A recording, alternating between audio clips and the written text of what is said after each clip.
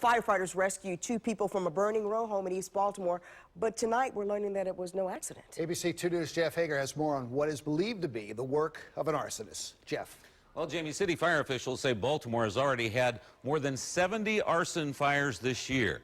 But this is one of the exceptions. While many of them may be the work of firebugs or people seeking an insurance payout, this one was meant to kill. The fire came without warning here in the 400 block of East Biddle Street at a time when most people are still asleep. And arriving firefighters spotted a man trapped just above the fire line in a second-floor window. The units were able to rescue that person down a ground ladder, as well as make entry into the interior of the building to rescue the second person who was trapped on the second floor, and they were able to bring her down through the interior stairway.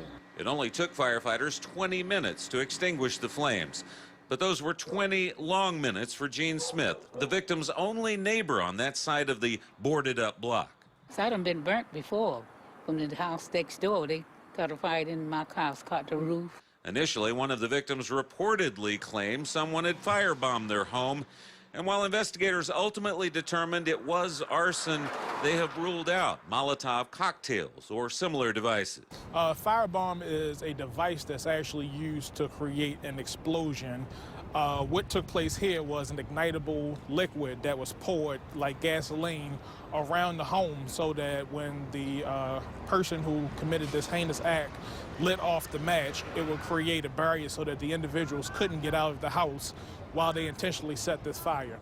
Investigators say a large gate in the backyard kept the arsonist from igniting that exit. But if not for the timely rescue by firefighters, the heavy smoke could have proven deadly for the victims. News of the arson has given Jean Smith yet another reason to consider leaving her home here on a block that others have abandoned since she moved in 20 years ago. That type of fire, we ain't had that kind that they trying to, setting fire in the back and the front. It's really terrible. I'd be glad to get from around here. Investigators say at the time of the fire, typically the victim's children would have been asleep inside that home, but fortunately they were staying elsewhere. All right, thanks a lot, Jeff.